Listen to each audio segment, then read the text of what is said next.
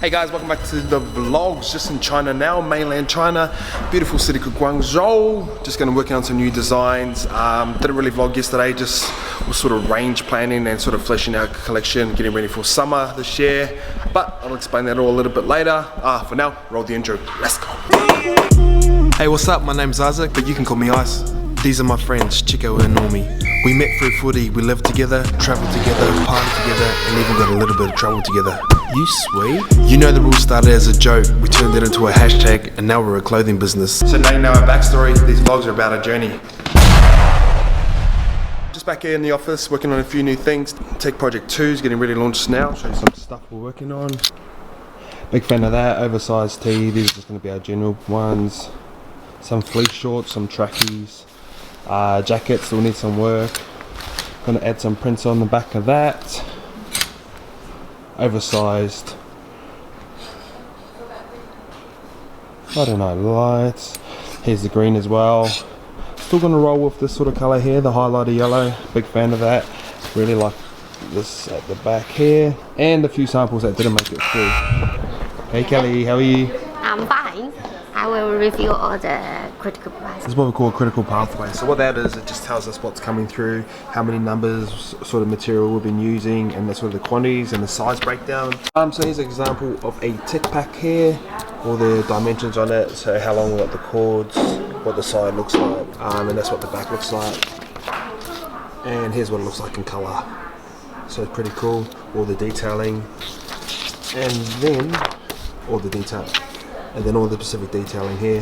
Put it into order, pick out fabric, and put it into a sample. So here's a coach's jacket, big fan of this, looks cool. Friday Night Lights. Check the detailing on the pockets. But yeah, that's a little breakdown on what's been happening with Tech Project, or all the new stuff that's coming through. Sort of still keeping the theme, which is cool.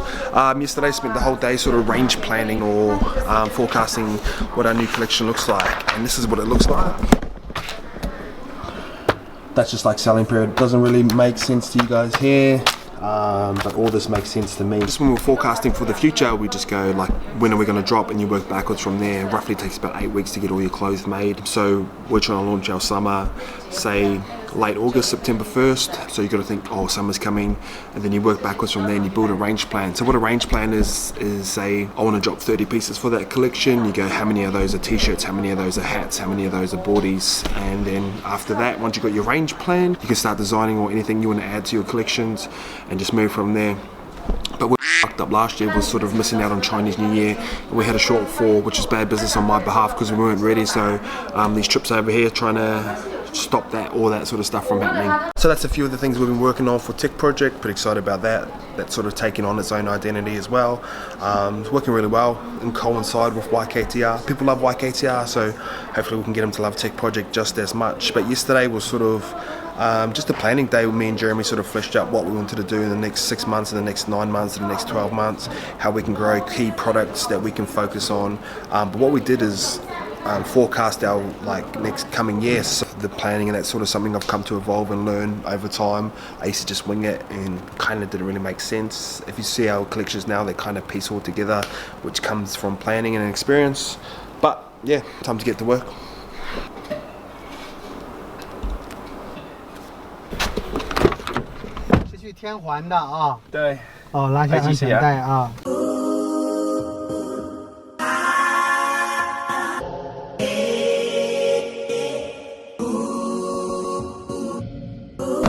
Me and Jez about to go, what's this place called? Din Tai Fung. Din Tai Fung, apparently Michelin star, dumplings. I'm all about that sort of life. So been a good morning, super productive, just been working on designs, quick bit of lunch, and then back on.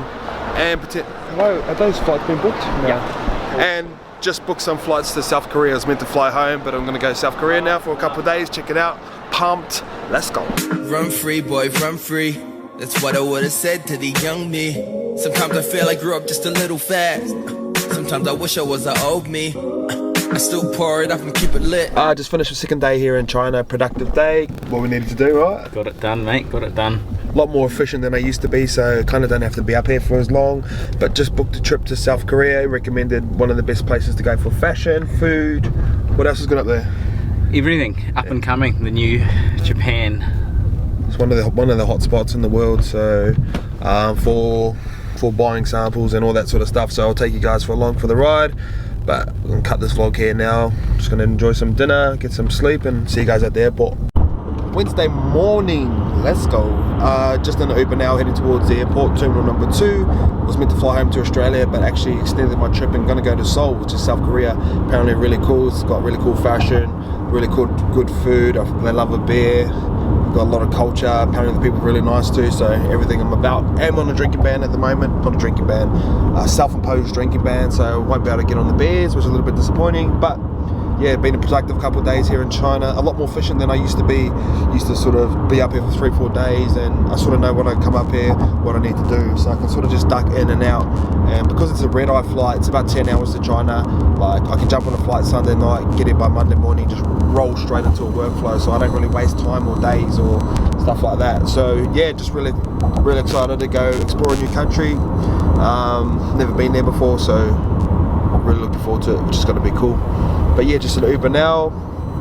Got about 100 DMs to reply to. If you are starting a business, make sure you reply to everyone, like their comments. That's how you build a business slowly and over time, and how you can get people coming back, because you put a face or you put a voice to your brand, and it makes it seem more like a person. You try and humanize your brand. So we've been doing this for like 2.5 years now, and it's really worked for us, so it should work for you guys too.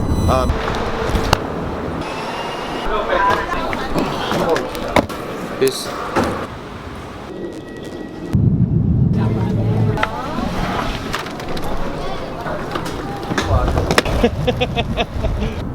and back to replying to DMs. There's 350 Uber drivers, and I've got the #1 in Korea. Hey brother. Yes.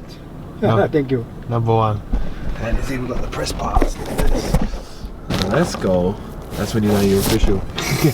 Hello, how are you? Hello. I'm international driver, sir. #1. Welcome to Korea. We don't worry about it.